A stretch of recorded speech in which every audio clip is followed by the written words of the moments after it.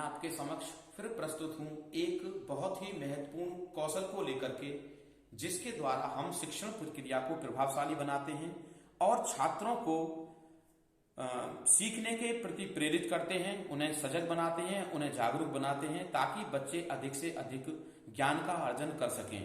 वह कौशल है प्रश्नोत्तर कौशल। प्रश्नोत्तर कौशल एक बहुत ही महत्वपूर्ण कौशल है, क्योंकि इसकी सहायता से हम पाठ को साथ ही साथ बच्चों को समझाते जाते हैं और हम साथ ही साथ पाठ का मूल्यांकन भी करते जाते हैं कि आखिरकार छात्रों ने कितना और किस श्रेणी का सीखा है। यह कौशल बहुत ही महत्वपूर्ण कौशल है, क्योंकि इस कौशल के माध्यम से कक्षा में जो छात्र छात्राएं बैठे हुए हैं वह शिक्षण के प्रति सजग रहते हैं और ध्यानपूर्वक शिक्षण कार्य को करते हैं, क्योंकि उन्हें भी पता है कि पता नहीं कब किससे प्रश्न पूछ लिया जाए।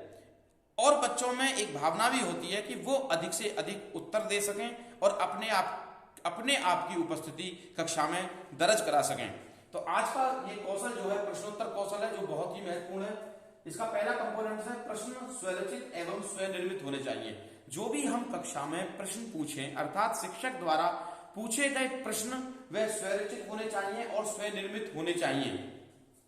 दूसरा है प्रश्न संक्षिप्त एवं उद्देश्यपूर्ण होने चाहिए।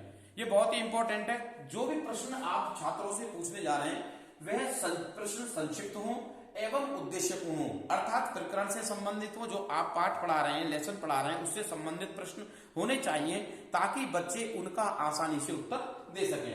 नेक्स्ट है प्रश्न सीधे एवं उचित हो। प्रश्न जो है सीधे साधे हो, घुमा फिरा करके ना हो।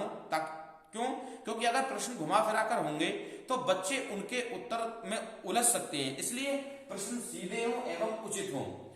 नेक्स्ट है प्रश्न व्याकरण की दृष्टि से उचित हो। जब भी हम प्रश्न पूछें छात्रों से तो वो व्याकरण की दृष्टि से उचित होने चाहिए, ताकि सामने वाले बच्चों की समझ में आ सके कि आखिर प्रश्न कौन से पूछे जा रहे हैं। प्रश्नों को प्रभावशाली ढंग से पूछना एवं उनके उत्तरों को श्यामपट्ट पर लिखना, ये बहुत ही महत्वपूर्ण कंसेप्ट है। ये छात्रों के लिए एक मोटिवेशनल का वही कार्य करता है, और जो छात्र प्रश्नों का उत्तर देने में अक्षम है ये उनके लिए भी एक मोटिवेशनल होता है और उन्हें सीखने का एक सहारा मिलता है।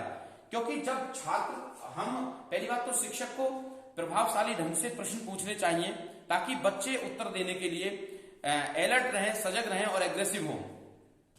जो भी उत्तर छात्रों के द्वारा दिए जा रहे हैं उनके उत्तर शिक्षक को साथ ही साथ श्यामपट्ट पर लिख देने चाहिए, ताकि जो प्रश्नों का उत्तर नहीं दे पा रहे हैं छात्र वह भी उस प्रश्न का उत्तर याद कर सकें। और दूसरा, जिन छात्रों ने उत्तर दिए हैं उनका दिया हुआ उत्तर अगर श्यामपट्ट पर लिखा जाएगा तो उन्हें और प्रसन्नता होगी और वह सीखने के लिए और तत्पर होंगे। नेक्स्ट है सहायक प्रश्नों का प्रयोग। हम करते क्या है, कभी कभी कक्षा में पढ़ाते समय प्रश्न का उत्तर ना मिलने की स्थिति में हम दूसरे छात्र से प्रश्न पूछ लेते हैं, बल्कि एक शिक्षक को सहायक प्रश्नों का प्रयोग करना चाहिए। जिस बच्चे से प्रश्न हम पूछ रहे हैं अगर वो उत्तर देने में अक्षम है तो हम उनसे रिलेटेड प्रश्न पूछें ताकि वो उत्तर निकल जाए, उन्हें हम सहायक प्रश्न कहते हैं। नेक्स्ट है प्रश्नों का समान रूप से वितरण। अधिकांशतः कक्षाओं में शिक्षकों द्वारा क्या किया जाता है कि जो कक्षा में आगे बैठे हुए विद्यार्थियों से ही प्रश्न पूछते हैं, पीछे हुए विद्यार्थियों पर ध्यान नहीं देते हैं। ऐसा नहीं होना चाहिए, बल्कि कक्षा में बैठे हुए समस्त छात्रों से प्रश्न पूछने का प्रयास करना चाहिए। कभी अगली वाली लाइन में, कभी बीच में, कभी पीछे, यानी कि ऐसा लगे कि कक्षा में प्रश्नों का सामान्य वितरण हो रहा है और कभी भी किसी से भी प्रश्न पूछा जा सकता है। अगर हम शिक्षण के समय इन कौशलों के घटकों का प्रयोग करेंगे तो हम निश्चित ही तौर पर शिक्षक छात्रों में शिक्षण के प्रति रुचि उत्पन्न कर सकते हैं, उन्हें जागरूक कर सकते हैं, उन्हें मोटिवेशनल कर सकते हैं, और हम साथ ही साथ यह मूल्यांकन भी कर सकते हैं कि हमारे द्वारा दिया गया शिक्षण कितना कामयाब हुआ।